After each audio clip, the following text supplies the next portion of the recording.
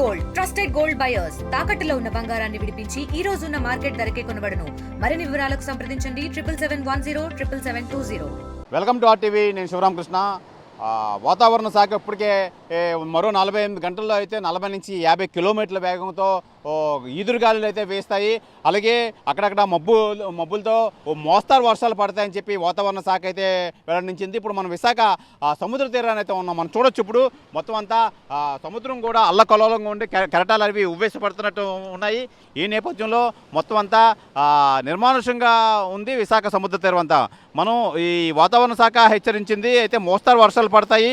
అయితే శ్రీకాకుళం, విజయనగరం, అల్లూరు సీతారామరాజు జిల్లా అలాగే ఈ ప్రాంతాల్లో అయితే మోస్తరు వర్షాల నుంచి భారీ వర్షాలు కురిసే అవకాశం అయితే ఉంది. ప్రస్తుతానికైతే రానున్న 40 నుంచి 50 కిలోమీటర్లు ఈదురుగాలు అయితే వేస్తాయి అని చెప్పి వాతావరణ శాఖ అయితే వెల్లడించింది. వాతావరణం మబ్బుగా ఉండి అక్కడక్కడ వర్షాలు పడే అవకాశం అయితే ఉంది.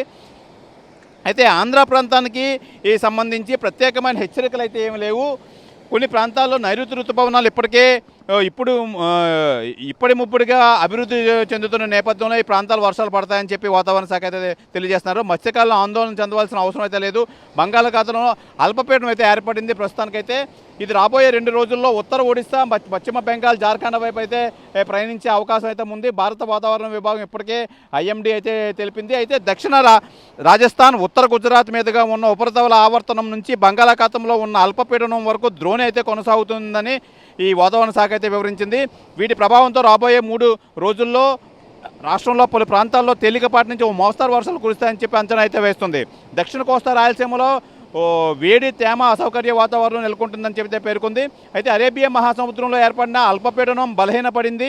ఉత్తర అండమాన్ సముద్రంలో తాజాగా మరో ఉపరితల ఆవర్తనం ఏర్పడింది ఐఎండీ అయితే తెలిపింది. అయితే ప్రధానంగా మనం చూసుకోవచ్చు ఇప్పుడు విశాఖ సముద్ర తీరంలో అయితే మొత్తం వేటకు వెళ్లకుండా ఈ పడవలు, మత్స్యకార తాలూకా పడవలు అయితే సముద్ర తీరానికి అయితే పరిమితమయ్యాయి. అయితే ఈ నేపథ్యంలో అయితే మట్టుకి రానున్న మూడు రోజుల్లో అయితే ప్రధానంగా ఈ వాతావరణం అయితే ఈ విధంగా ఉండబోతుంది. అయితే ప్రస్తుతానికైతే తీవ్ర హెచ్చరికలు అయితే జారీ చేయట్లేదు. ఏదేమైనా మత్స్యకారులు వేటకు వెళ్లకుండా తీరం వెంబడి ఉంటేనే మంచిదని చెప్పి వాతావరణ శాఖ అయితే తెలిపింది. అయితే ఈ మబ్బులు ఏర్పడి ఈ కొన్ని ప్రాంతాల్లో అయితే వర్షాలు పడే అవకాశం ఉంది. అయితే అల్పపీడనం ఏర్పడిన నేపథ్యంలో అయితే రానున్న 2-3 రోజులు అయితే ఈ భారీ వర్షాలు కురుస్తాయని చెప్పి వాతావరణ శాఖ అయితే తెలియజేస్తుంది. ఏదేమైనా ఈ పోర్టులోని అలాగే మత్స్యకారులు వేటకు వెళ్లకుండా ఉంటే మంచిదని చెప్పి వాతావరణ శాఖ అధికారులు అయితే తెలియజేస్తున్నారు. ఏదేమైనా ఇప్పుడు మనం విశాఖ సముద్ర తీరంలో ఉన్నాం. మనం చూసుకోవచ్చు మొత్తం అంతా ఈ కెరటాలు ఉవ్వెత్తున పడే నేపథ్యంలో అయితే ఉంది. ఈ నేపథ్యంలో మరో 48 గంటల్లో అయితే ఈ అల్పపీడనం ప్రభావం భారీగా వర్షాలు పడే అవకాశం ఉందని చెప్పి ఇప్పటికే వాతావరణ శాఖ అధికారులు అయితే తెలియజేశారు. ఇది విశాఖ వాతావరణ పరిస్థితి. కెమెరామెన్ పవన్తో శివరామకృష్ణ, ఆర్టీవీ, విశాఖ సముద్ర తీరం వద్ద నుంచి.